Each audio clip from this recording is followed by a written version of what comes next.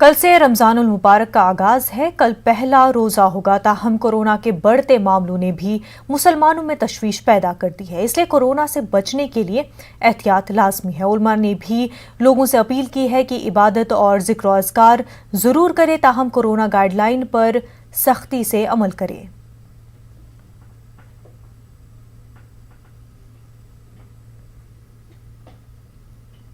शाही इमाम मौलाना सईद अहमद बुखारी ने लोगों से अपील की है कि वो कोरोना जैसी मुहलक बीमारी से बचें और इबादत भी फासले के साथ करें। हमने जो फर्श था उसको उठा दिया है और स्पीकर लगाए जा रहे हैं ताकि लोग फासले के साथ नमाज अदा करें।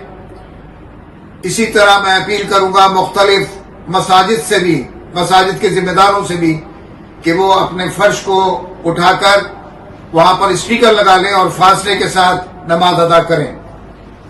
जहां तक तादाद का सवाल है, जो मुझसे कहा जा रहा है कि तादाद मसाजिद में कम होनी चाहिए, तो हमें ख्याल रखना चाहिए कि ये तादाद कम हो और तरावी वगैरह हम अगर घरों में पढ़ें तो ज्यादा बेहतर होगा, ताकि हम कोरोना वायरस से महफूज रह सकें।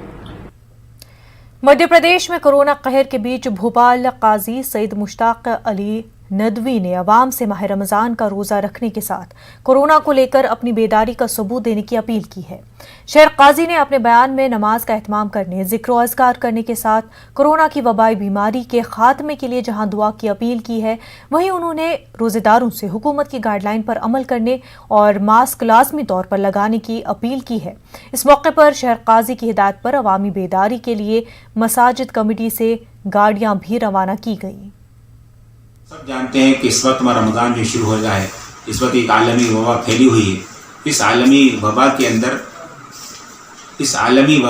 रमज़ान का महीना शुरू हो रहा है, तो इसलिए हम लोग रमज़ान के महीने के अंदर दुआओं का एहतमाम करें कि अल्लाह रब्बुल इज़्ज़त हमें, हमारे शहर को, हमारे सूबे को, हमारे मुल्क को, पूरे आलम को अल्लाह से मुसीबत से निजात फरमाए।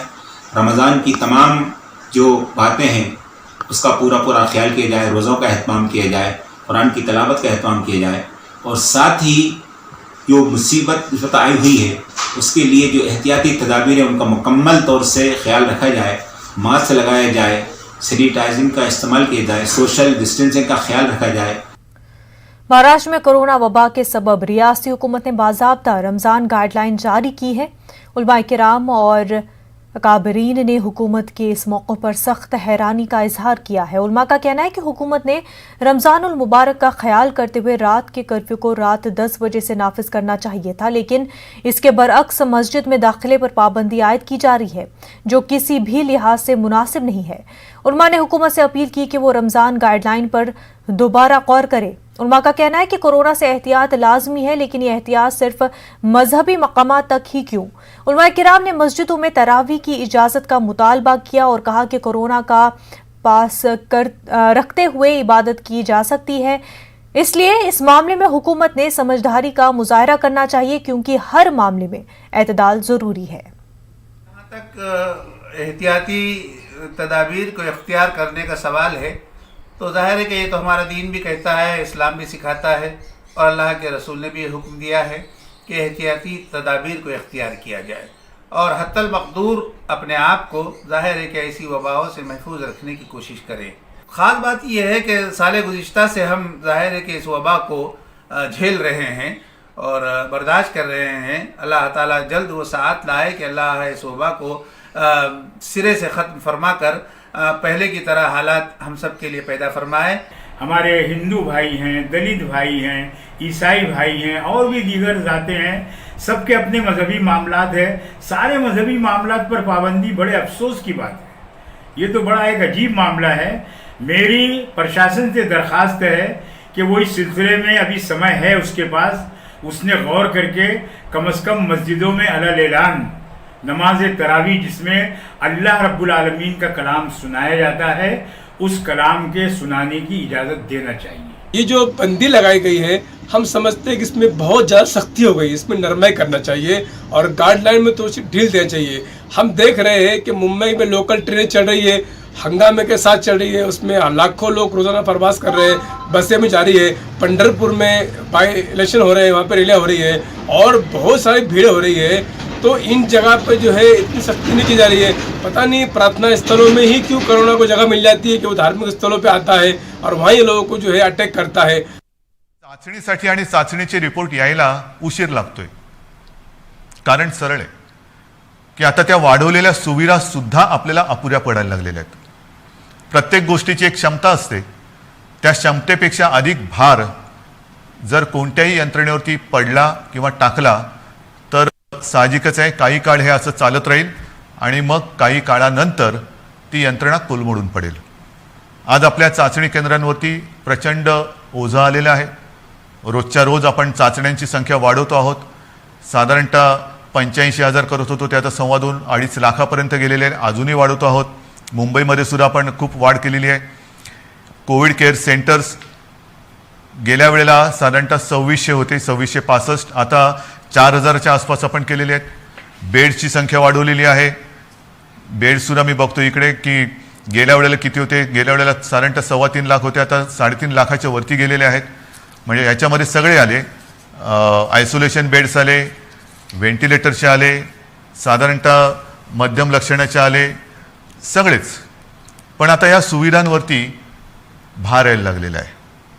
मधल्या काळात आपल्याला कल्पना आहे की आपण MPSC 10वी आणि 12वी या विद्यार्थ्यांच्या आयुष्याची खेळ व्हायला नको म्हणून या परीक्षा आपण पुढे ढकललेल्या आहेत। या परीक्षा आपण पुढे ढकलू शकलो, कोविडची लाट कमी झाल्यानंतर ते आपण घेऊ शकतो।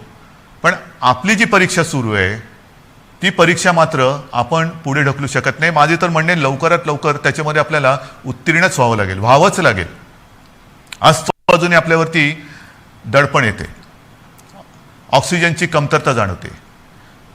मी मुद्दामून आपल्याला हे सांगतोय याचं कारण की मी गेले काही दिवस समाजातील प्रत्येक घटकाला सोबत घेण्याचा प्रयत्न करतो आहे, त्यांच्याशी चर्चा संवाद करण्याचा प्रयत्न करतो आहे, सगळ्यांचं एकमत करण्याचा प्रयत्न करतो आहे। साहजिकच आहे मतमतांतरही असणारच, पण ही मतमतांतरं किती काळ आपण चर्चा करत बसायची, चर्चा निष्पन्न काहीच नाही, हे आता परवडणारं नाही आहे। कारण हा जो कालावधी आहे, हा जो वेळ आहे, हा एकदा जर का आपल्या हातातून निघून गेला तर मग आपल्या मदतीला कोणी येऊ शकणार नाही। आणि ही सगळी परिस्थिती आता मी जी तुम्हाला सांगतो आहे, साधारणतः आज आपल्या राज्यामध्ये 1200 मेट्रिक टन ऑक्सिजनचं उत्पादन दर दिवशी होतं, 1200 मेट्रिक टन। आजच्या घडीला आपण 100% ऑक्सिजनचा वापर हा पूर्णपणे आरोग्य सुविधांसाठी, म्हणजे ज्यांना कोविडमध्ये ऑक्सिजनची आवश्यकता आहे, प्राणवायू, त्यांच्यासाठी वापरतो 100%। आणि हा वापर जर 1200 मेट्रिक टन आपला रोजचा उत्पादनाचा आकडा मी आपल्याला सांगितला तर साधारणतः आजच आपण 950 ते 1000 टन प्रतिदिन एवढा ऑक्सिजन कोविड रुग्णांसाठी वापरतो आहोत। म्हणजे किती आपण काठोकाठ आलो ते बघा। बेड्स मिळत नाही आहेत, ऑक्सिजन आता अपुरा पडायला लागलेला आहे। रेमडेसिवीर औषधांची प्रचंड मागणी वाढलेली आहे। रेमडेसिवीरचं सुद्धा मधल्या काळामध्ये मागणी एकदम खाली गेली आणि ती खाली गेल्यानंतर कंपन्यांनी उत्पादन जवळपास कमी केलं किंवा थांबवलं। अचानक मागणी वाढली आणि मागणी वाढल्यानंतर हे औषध पुन्हा तयार करायला साधारणतः त्याला, हे त्यांच्या शब्दात जे मला थोडंफार कळतंय, समजतं ते मी तुम्हाला सांगतोय की ते औषध मॅच्युअर व्हायला 2 ते 3 आठवडे लागतात। आता तेवढा कालावधी त्याला द्यावा लागतो। आता हळूहळू हा पुरवठा आपल्याकडे सुरू झालेला आहे। आपण ही औषधं कुठेही कमी पडू देणार नाही, जिथून मिळतील तिथून आपण घेतो आहोत। ऑक्सिजनसुद्धा मी मुद्दामून आपल्याला हा नकाशा आपल्यासमोर दाखवतो आहे। केंद्राकडे आपण विनंती केलेली आहे। एक 4-5 दिवसापूर्वी माननीय पंतप्रधानांसमवेत जी व्हिडिओ कॉन्फरन्स झाली, त्या व्हिडिओ कॉन्फरन्समध्ये सुद्धा ही परिस्थिती सांगितली। साहजिकच आहे पंतप्रधान आहेत, त्याच्यामुळे मी काही वेगळं सांगण्याची आवश्यकता नाही। रोजच्या रोज त्यांच्याकडे हा अहवाल जातो आहे। रुग्णसंख्या किती आहे, एकही रुग्णसंख्या किंवा मृत्यू आपण लपवत नाही आहोत, हे तर तुम्हाला पहिल्यापासून माहिती आहे। पारदर्शकपणाने सगळ्या गोष्टीला तोंड देतो आहोत, धाडसाने तोंड देतो आहोत, हे महत्त्वाचं आहे, काही लपवत नाही आहे। आणि म्हणून मी त्यांना विनंती केली की पंतप्रधान महोदय की आम्हाला आत्ताची जी काय परिस्थिती आहे ती पाहिल्यानंतर येत्या काही काळामध्ये ऑक्सिजनची आवश्यकता लागणार आहे. आमच्या इथे जे कारखाने आहेत किंवा जे उद्योग आहेत त्यांना मी विनंती केलेली आहे, त्यांनी तसं कबूल केलेलं आहे. त्यांच्या क्षमतेप्रमाणे ते आपल्याला ऑक्सिजन द्यायला त्यांनी सुरुवातही केलेली आहे. पण तरी देखील आपल्याला अधिकचा जो ऑक्सिजन लागणार आहे तो आम्हाला इतर राज्यातून आणण्यासाठी परवानगी द्या आणि ती वाहतूक सोयीस्कर होईल ह्याच्यासाठी सुद्धा मदत करा. आता हे त्यांना सांगितल्यानंतर साधारणतः हा नकाशा बघा. ह्या नकाशामध्ये कुठून कुठून ऑक्सिजन आणण्यासाठी आपल्याला त्यांनी परवानगी दिलेले ते आपल्याला कळेल. विशेषतः ही जी राज्य आहेत ईशान्येकडची ही किती हजार किलोमीटरवरती आहेत, किती शेकडो किलोमीटरवरती, म्हणजे इतर राज्यातून जर का ऑक्सिजन आणायचा झाला तर त्यालाही यायला किती वेळ लागणार आहे हे सुद्धा आपल्याला माहिती असणं गरजेचं आहे. म्हणजे हा एकदम शेवटचा जो आहे पश्चिम बंगालमधला आहे तो 1300 किलोमीटरवरती, म्हणजे असे खूप काही शेकड्यापासून, म्हणजे काही आपल्या राज्यात आहेत परंतु इतर राज्यांमध्ये सुद्धा जे कारखाने किंवा ऑक्सिजन उत्पादक आहेत त्यांच्याकडनं आपल्याकडे ऑक्सिजन यायला रस्त्याने आणि रोजचा किती आणणार, सुरळीत पुरवठा आपल्याला पाहिजे. आणि त्याच्यासाठी मी माननीय पंतप्रधानांना काही विनंत्या करतो आहे. त्या बाकीच्या तर मी आपल्याकडे सांगतोच, पण एक विनंती मी त्यांना करतो आहे ज्याच्याबद्दल मी अधिकृत पत्र पण लिहितोय की ही रस्त्याने आता ऑक्सिजन आणेपर्यंत आमच्याकडे फार विचित्र परिस्थिती निर्माण झालेली आहे. मला कल्पना नाही असं करता येणं शक्य आहे का. असेल तर आपल्याला लष्करी तज्ज्ञांची मदत घेऊन जर हवाई वाहतुकीने आमच्याकडे ऑक्सिजन आणू शकलो आपण आणि आणू शकत असू तर कृपा करून आम्हाला नुसती परवानगी नाही तर एअरफोर्सला सांगून आम्हाला मदत करायचे तसे आदेश द्या. एवढी निकड आता आपल्याला ऑक्सिजनची लागलेली आहे. कारण तुम्हाला मी हा नकाशा दाखवला, आपल्याकडनं टँकर जाणार, तिकडनं ते भरणार, त्याच्याकडनं ते आपल्याकडे येणार. कदाचित तिथे जरी टँकर्स मिळाले तरी तिथे ते टँकर भरले जाणार आणि आपल्याकडे येणार. पुन्हा इकडे आणून एका वेळेला किती आणणार, आणखीन ऑक्सिजन लागणार. म्हणजे रोजची ही वाहतूक आपल्याला सुरू ठेवावी लागणार. रोज आपल्याला ऑक्सिजनचा पुरवठा लागणार आहे, रोज आपल्याला रेमडेसिवीरचा पुरवठा लागणार आहे. आणि ही सगळी परिस्थिती बघितल्यानंतर मग मात्र आपल्याला ही आपत्कालीन परिस्थिती आहेच ही धरून हवाई वाहतुकीने लष्कराच्या मदतीने सुद्धा जर करता येणं शक्य असेल तर कृपा करून तशी मदत आम्हाला करावी अशी विनंती मी आपल्या माध्यमातून सुद्धा, म्हणजे आता या फेसबुक लाईव्हच्या माध्यमातून आणि मी स्वतः व्यक्तिगत फोनही करीन आणि पत्रसुद्धा लिहितोय. तर ही एक मागणी आहे. तसंच आणखीन एक दोन मागण्या ज्या मला काही वर्गाने केलेल्या आहेत त्यासुद्धा मी वाचूनच दाखवतो की साधारणतः मार्च महिन्यामध्ये GSTचा परतावा दाखल करण्याची मुदत असते.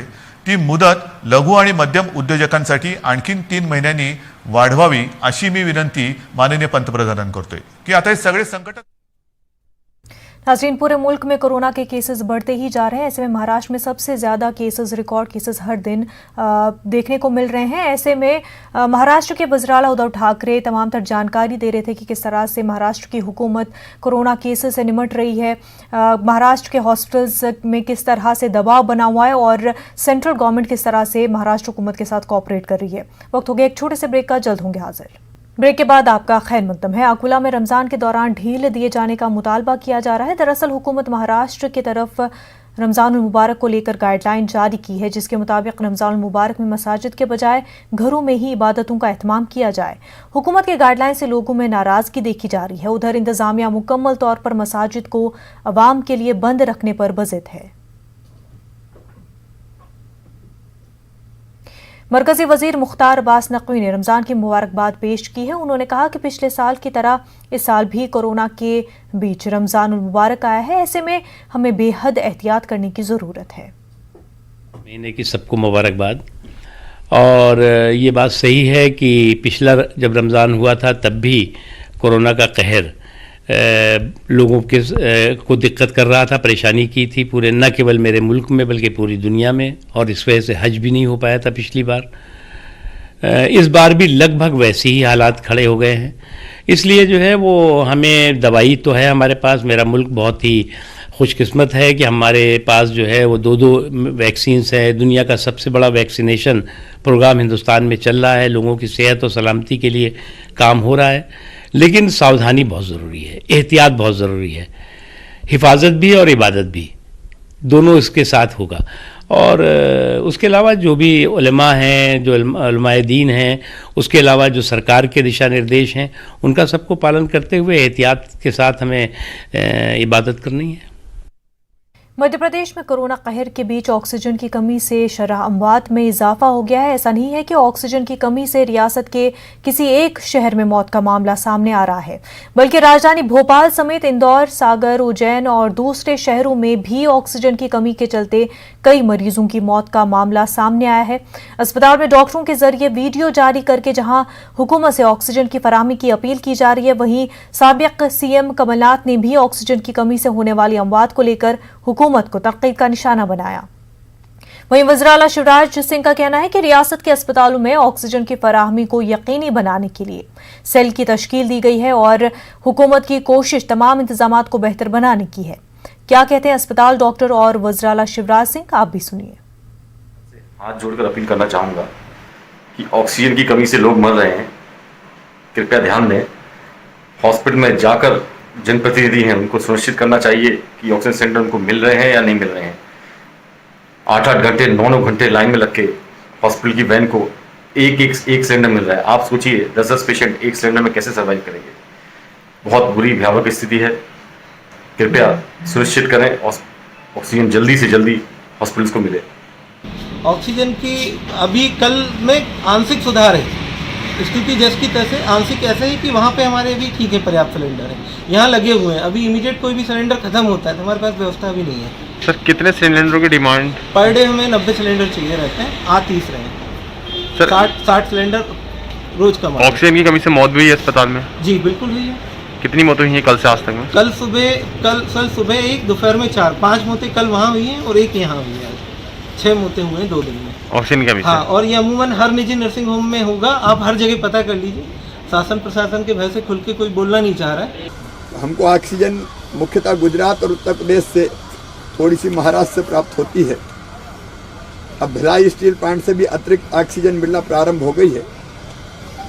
वर्तमान में पर्याप्त उपलब्धता है। ऑक्सीजन की आपूर्ति पर पूरी नज़र रखी जा रही है। एक कमेटी उसके लिए बनाई है।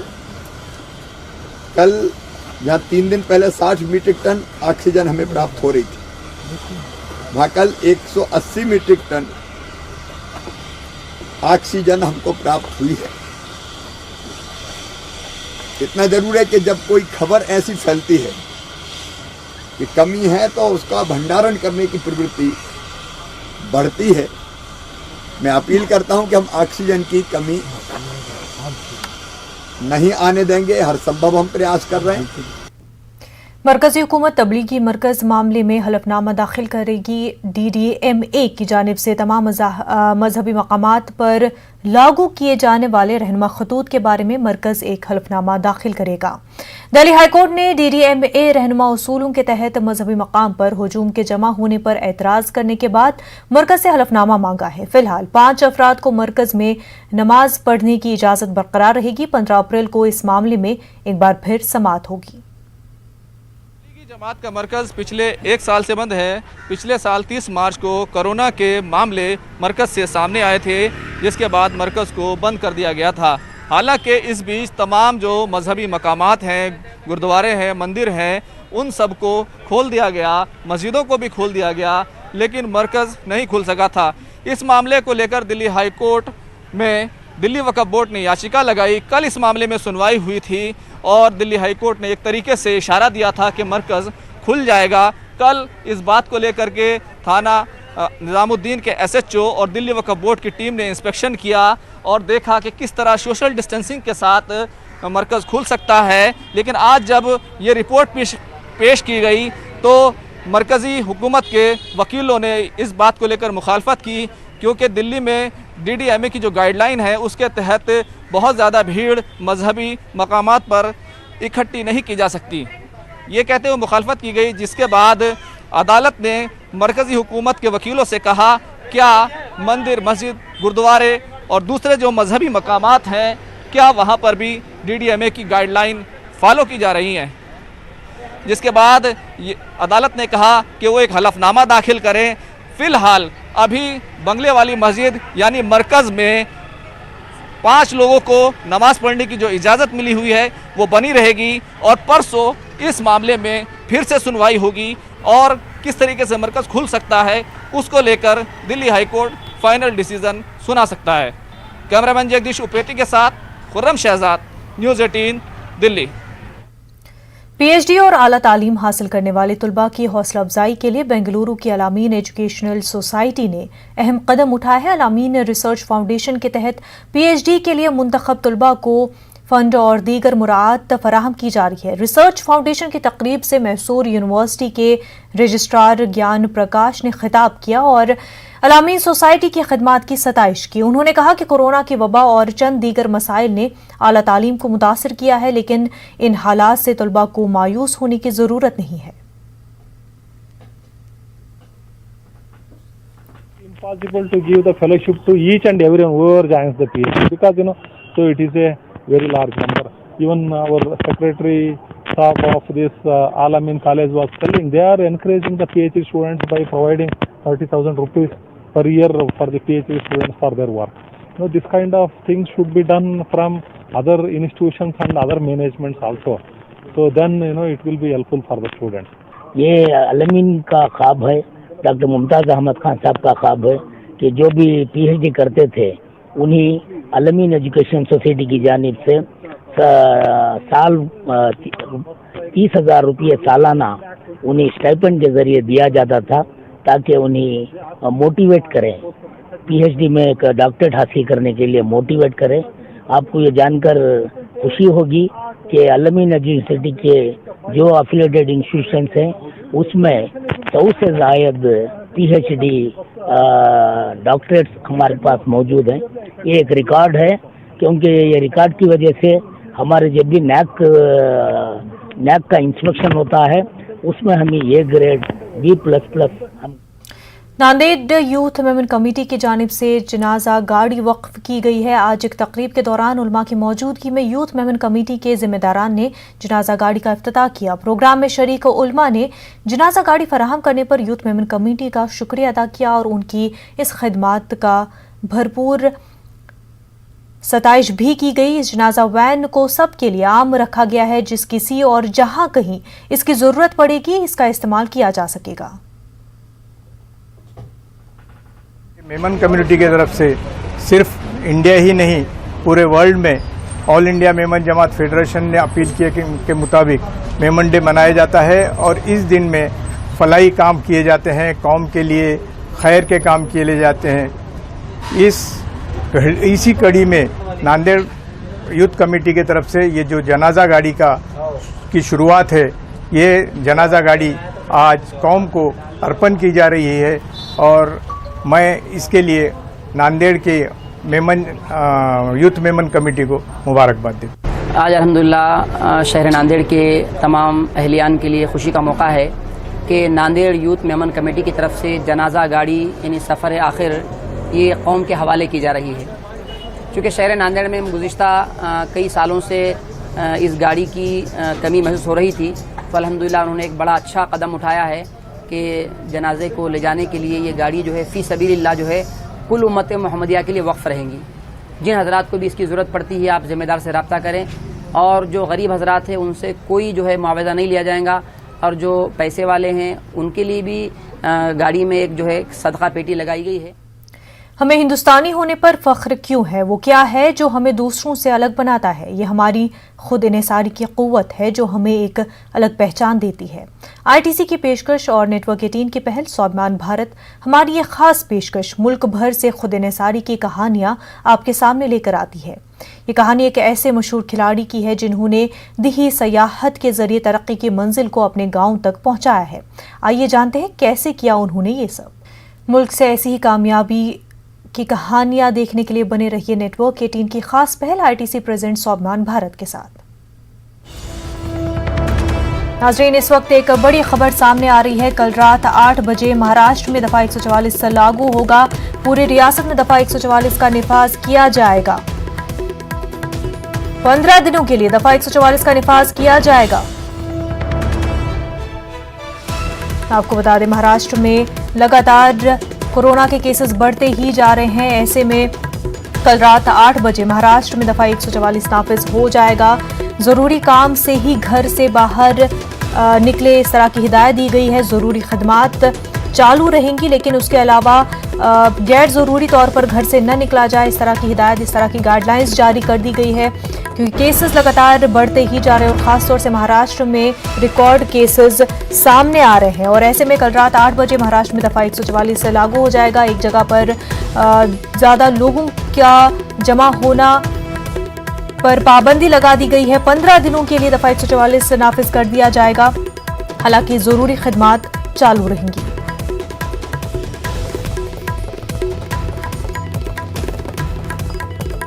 नाज़रीन, खास बात इंडिया में फिलहाल इतना ही। हमें दीजिए इजाज़त। आदाब।